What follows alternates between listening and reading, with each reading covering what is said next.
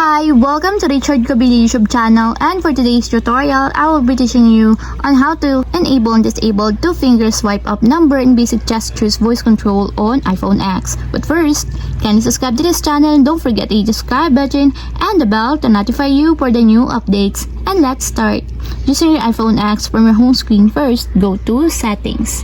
Then in the Settings, scroll down and find Accessibility and then Top. Then in the Accessibility, scroll down again and go to Physical and Motor section and then tap the Voice Control.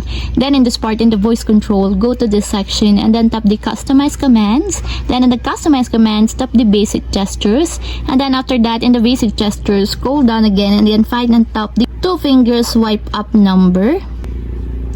Then on the two-finger swipe up number, as you can see that it is already enabled. But you have to activate also the switch button under the confirmation required to fully enable the two-finger swipe up number in basic gestures until it becomes green.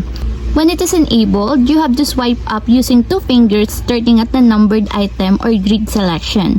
The item numbers or numbered grid overlay must be enabled to use this command. And if you want to disable or turn up this tap again the switch button just like this. And that's it, we have successfully enabled and disabled two-finger swipe up number in basic gestures voice control on iPhone X. If you have a question, can you comment down below and don't forget to hit the subscribe button and the bell to notify you for the new updates. And thank you for watching!